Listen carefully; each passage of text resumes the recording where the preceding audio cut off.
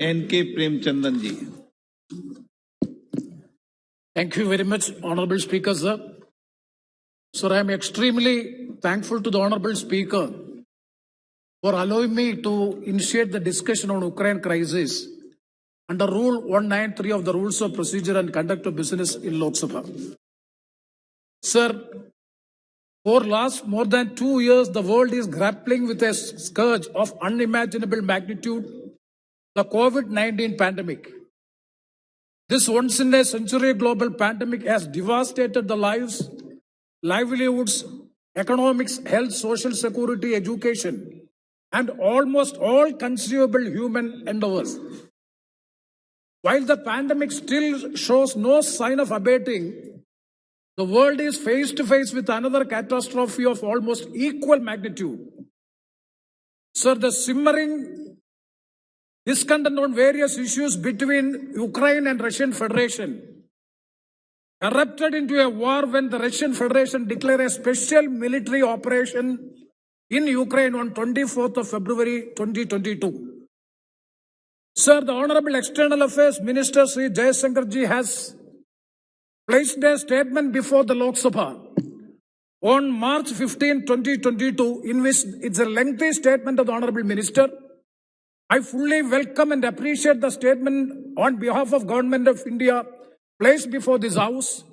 So the lengthy statement, which is having 27 paragraphs, out of the 27 paragraphs of the statement of the Honorable Minister, 24 paragraphs are pertaining to the Operation Ganga mission carried out by the Government of India in bringing back Indian citizens, stranded Indian citizens, and the students from Ukraine. Sir, after 40 days of declaration of military operation in Ukraine by Vladimir Putin, things have unraveled to a reasonable degree of catastrophe dimensions of the conflagration. Sir, so the discussion under Rule 193 at this juncture is highly inevitable and it is highly required to have a prompt response from the Government of India relating to the current geopolitical impact due to the war. So it is the right time by which we are discussing about the Ukraine crisis, so as to have the House will be getting an immediate and prompt response from the Government of India. What is the current geopolitical impact and what is the stand of India's position in respect of the Ukraine crisis? So once again, I take this opportunity to congratulate and express my sincere thanks to the Honorable Speaker for admitting this motion under Rule 193 and giving an opportunity to initiate this discussion. Sir, before entering into the basic issue of Ukraine crisis, I would like to say a few words about the Operation Ganga mission carried out by the Government of India under the leadership of Ministry of External Affairs. Sir, I fully associate with the Foreign Minister's statement in para 26 of the statement commending the efforts of Government of India, the officials of Ministry of External Affairs, particularly the concerned embassies, Ministry of Civil Aviation, Ministry of Defense, NDRF, Indian Air Force, private airlines, and all those who have worked tirelessly and selflessly worked for the safe return of the Indian national from Ukraine. Sir, I do admit the fact that the government did a good job in bringing more than 20,000 people back to India. I would like to place it on record, the good thing the government has done. Sir, but at the same time, I am making an appreciation on record. I would like to make some critical observations regarding the Operation Ganga mission carried out by the Government of India. So the first critical observation is, number one, the evacuation program could have been better if early cautious steps were taken to commence the operation as other countries have done. Sir, for example, the first advisory of the Ministry of External Affairs issued on 15th February. Sir, the advisory lacks clarity and direction. That is, the first advisory of Ministry of External Affairs and the embassies in Ukraine regarding the crisis, it was lacking clarity and it was lacking direction. Sir, what was the first advisory says, I quote, sir, in view of the uncertainties of the current situation in Ukraine, Indian nationals in Ukraine, particularly students who stay is not essential, may consider leave temporarily. Sir, unquote. That means in view of the uncertainties of the current situation in Ukraine, Indian nationals in Ukraine, particularly the students whose stay is not essential may consider leave temporarily. This was the first advisory issued by the Ministry of External Affairs on 15 February. Sir, you may kindly see the advisory issued by the United States of America on 11 February 2022, in which a specific direction has been given that American citizens not to travel to Ukraine and asking those who are in Ukraine to leave immediately. Sir, the US advisory was very explicit and clear direction has been given. I would like to quote the US advisory also. Sir, I quote, we want to be crystal clear on this point. Any American in Ukraine should leave as soon as possible and in any event in the next 24 to 48 hours. Unquote. This was the advisory issued by the US Embassy and the US ME officials. Sir, similarly on 12th and 13th February, New Zealand and Australia issued advisories asking their citizens to leave immediately, as did many other countries such as Britain, Japan, Norway, etc. Sir, non-essential citizens may consider leave temporarily is the direction given by the government of India, given by the Ministry of External Affairs. So according to me, this is a strategic flaw on our part in the evacuation process by name which we call Operation Ganga. So the hardships which you have mentioned in the statement, detailed explanation is there. The hardship the government of India has faced in evacuating and bringing back the people of India, stranded people of India from Ukraine is absolutely correct, and I do accept the fact it could have been avoided. That miseries could have been avoided or averted if we had acted as other countries have done. This is the first strategic flaw which I would like to point out. Sir, the second one is another strategic flaw in the Operation Ganga mission is that priority should have been given to evacuate the students from bunkers in Sumy, Kharkiv and Kyiv instead of those in western Ukraine, where there was no conflict or fighting. Sir, you may kindly see over 600 students are trapped in Sumy over 12 days in the midst of bombing without food or water. The feedback from the students and majority of the evacuees is that the government came into the scene only after they have crossed the borders. Sir, within Ukraine, they were mostly at the mercy of the persons called the contractors in their language.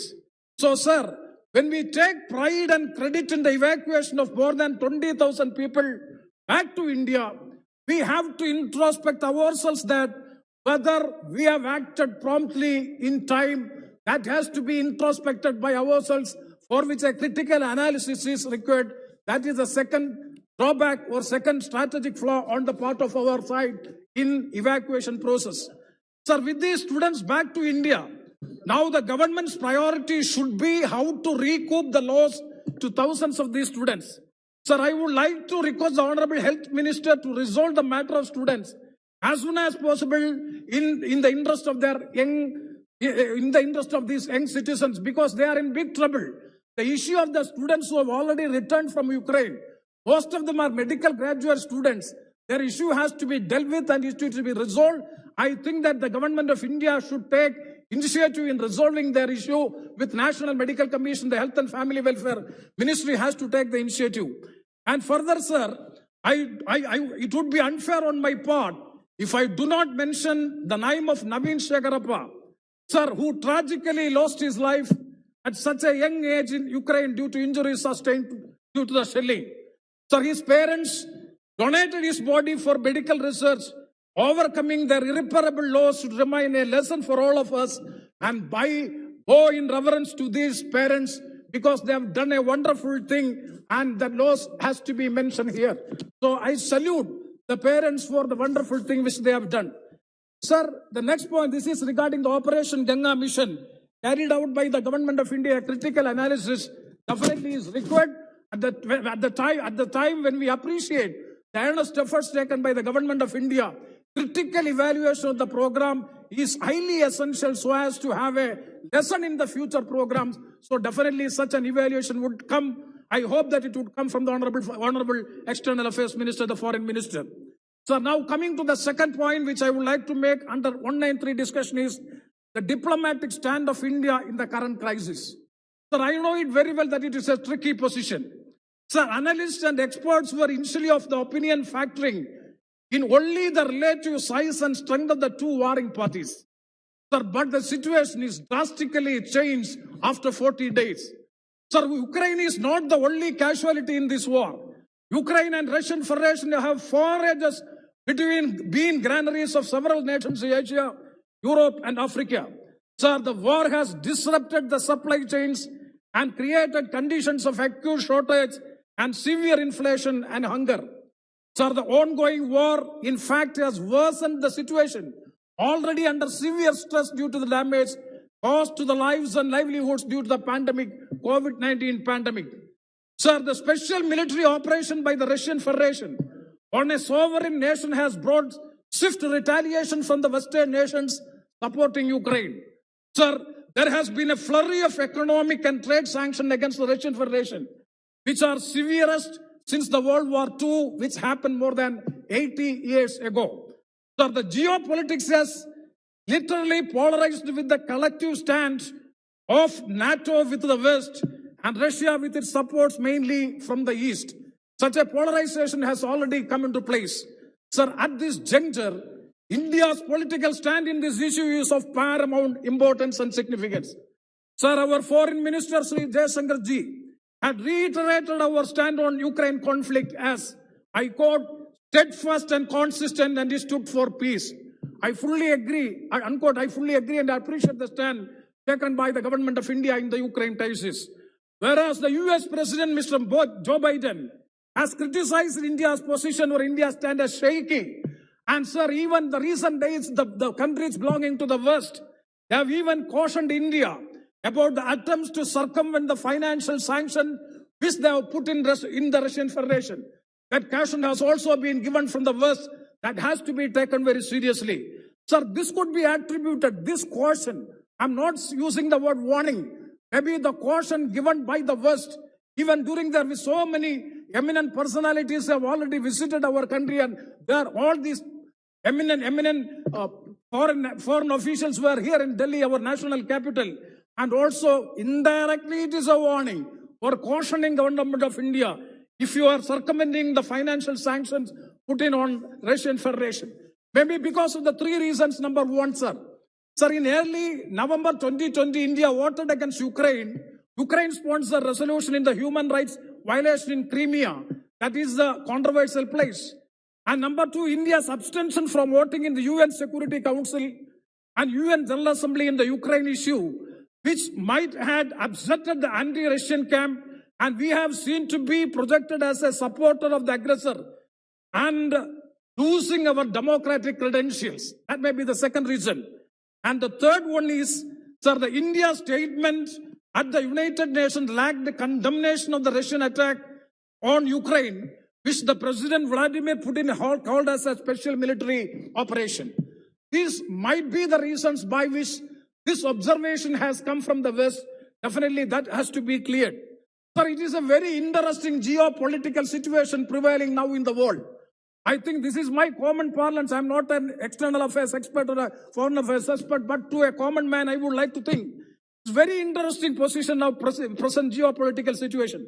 So number one is the 36% of the world population lives in countries that have actually condemned the Russian and support of the sanctions on the Russian economy, such as US, those are in the European Union, as well as UK, Japan, Australia, and Canada. Number one. And number two, whereas nearly 1/3 of the world's other population lives in a country that remains neutral so far, led by India, Brazil, Kingdom of Saudi Arabia, South Africa, and UAE. This is the second part. And the third portion is 32% of the world's population live in country that supports Russia's action. So this is why India's diplomatic stand is of paramount significance that has to be taken in a careful, cautious manner. So the countries in the East, starting from the top to bottom, if you examine Russia, China, India, Pakistan, Bangladesh, Sri Lanka, have abstained from the voting in the UN Security Council as well as the UN General Assembly. Sir, so I would like to pose a specific question or a specific clarification to the Honorable Foreign Minister Sri Jaishankar ji, because as an academic, for the academic sake, I would like to know from the Honorable Minister whether this pattern is resulting in the formulation of a neo-geopolitical consensus in the West and the East, whether such a culmination or the formulation is taking place in the world beyond all the political differences, strategic political differences. Such a formulation is coming into existence. I would like to seek the clarification from the Honorable Minister, and also would like to know the political stand in this respect as far as India is concerned. Sir, coming to the India and Russia relations, sir, India has a long-standing relationship with Russia, with both strategic and political. Sir, 60 to 70% of India's military hardware is of Russia origin. Not only that, India-Russia military technical cooperation has evolved from a buyer-seller framework to one involving in joint research, development and production of advanced technologies and systems. This is extremely crucial, sir. This is extremely crucial at a time when India has an ongoing border standoff with China. Sir, in the early years, USSR as well as Russia has used their veto power in UN Security Council 6 times. Sir, in the year 1957, over the Kashmir issue, when the then leader of Soviet Union, Khrushchev, has said Moscow was just across the border, and in case of any trouble in Kashmir, Delhi should just give a shout to the USSR. That was in the year 1957. Sir, in 1961, as per the report of Khrushchev, they sent a telegram to the former Prime Minister Pandit Jawaharlal Nehru, in which he said that India's action to do away with the outpost of colonialism in its territory is absolutely lawful and justified. And sir, in 1962, where Russia vetoed the Irish resolution in the UN Security Council, urging India and Pakistan to directly negotiate in the Kashmir issue. Sir, in the year 1971, it is very interesting, the USSR has thrice had exercised that veto power in favor of India. And that too, to ensure that the issue remains a bilateral one, instead of becoming a global concern and attracting the Indian friends of the third-party nations. And two, that the UN could not pass a resolution in favor of ceasefire between India and Pakistan. This is the stand taken by USSR since 1957 until this time. So, sir, my point is that Russia has proven itself to be a trustworthy strategic partner of India and time-tested ally. This is my observation in respect of our relation with Russia. Sir, coming to the economic impact of the crisis. Sir, on a macroeconomic study, it can be seen that the economic repercussions in this crisis is manifold, which one of them is direct repercussion that stems from the disease of the elevated oil prices. So Russia is the world's third largest producer and exporter of oil after US and Kingdom of Saudi Arabia, meeting 10% of the global demand. So in the early days of the crisis, the price, I'm not going to the details, sir, this crisis will also overthrow out of kilter the macroeconomic assumptions on which projections in budget 2022-2023 and the economic surveys are based. So definitely the economic impact has to be taken very seriously. Sir, currently we are seeing an increase of $30 rise in the crude oil. So the rise in the crude oil price poses inflation, fiscal and external sector risk. Sir, if the war is to continue and the sanction to sustain may lead to a major global economic crisis, and that too after the COVID-19 pandemic, where the economies are still suffering from. Sir, in such a situation, what is the step to be taken by our government at this juncture? Sir, my suggestion is, and my point is, history has proven that war has never been, nor shall it ever be, a resolution for anything. Coming from the land of Gandhiji and Subhash Chandra Bose, we have always been able to find a balance between himsa and ahimsa. So I propose that we should take this as our diplomatic stand, and India should take the initiative in mediation to resolve the dispute to restore the peace. Sir, within 2 minutes I will finish. Sir, the recent meeting held between the Honorable Prime Minister of India and the Foreign Minister of Russia, Sergei Lavrov, where Sergei Lavrov has underlined that India has an independent foreign policy, not under the influence of US, indicated that if India was to play the role of a mediator in the case of Ukraine, then it can support such a process and no one will be against it. Sir, the same was expressed from the Ukrainian counterpart even at the early stages of the crisis. Sir, to me, it seems a good opportunity for India to play a substantial role in the ongoing stalemate. I am reminded of the good old golden days of NAM, non-alignment movement, and the leadership role played by India during the crisis in the former days. Sir, we have been all along professing the principle of Vasudhaiva Kudumbakam in our practice and belief. India should therefore impress upon all countries proactively that the world cannot afford this man-made catastrophe at a time when it is still to recover from the trials and tribulations of the COVID-19 pandemic. So, sir, it is time when all nations are taking sides that India should take the initiative to resolve the conflict as an honest mediator. Sir, I am sure that India enjoys that stature and goodwill all concerns. These words I conclude. Thank you very much, sir.